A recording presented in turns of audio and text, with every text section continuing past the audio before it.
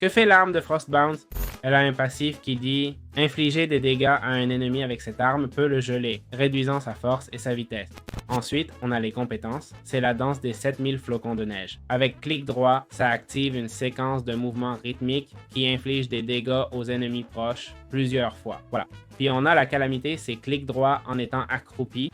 Ça invoque 5 formations de glace devant le lanceur. C'est l'attaque linéaire classique. Regardez, vous allez voir. L'attaque linéaire typique, la voilà, qui frappe 5 fois de suite. Je ne peux pas vous donner d'exemple, mais ce n'est pas très original. Voyons l'attaque normale. Alors, les 7000 boules de neige, ou flocons, comme on les appelle, boum! Ah, si je lâche, maintenant ils arrivent. Attention, je veux dire, ah, regarde, c'est l'effet de gel, hein? Regarde, c'est gelé.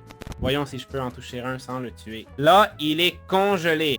Lenteur 5, fatigue minière 5, mon Dieu, mais contre les boss, ça doit être une arme cassée. Je pense que cette arme est brisée pour 2 raisons. En solo, attaquer un joueur ou un mob seul est fou. Imagine donner à ton ennemi et fatigue minière 5. Il ne te frappera jamais de sa vie. Et puis, maintenir clic droit pour ses dégâts de zone, pas si bon non plus, hein? Ce n'est pas si bon non plus. Je vais lâcher un moment. Boum. Et le temps de recharge est assez long. Bon, ces dégâts de zone sont assez lents, en fait. Si vous êtes 5 ou 6 à maintenir ça, vous pouvez faire quelque chose. Mais seul, ça va prendre du temps. Tu vas devoir patienter un peu comme ça. Donc non, ça ne me semble pas très efficace. Mais je vous assure, le tir unique de cette arme est brutal. Je vous dis aussi, voyons, laissez-moi essayer le mur de...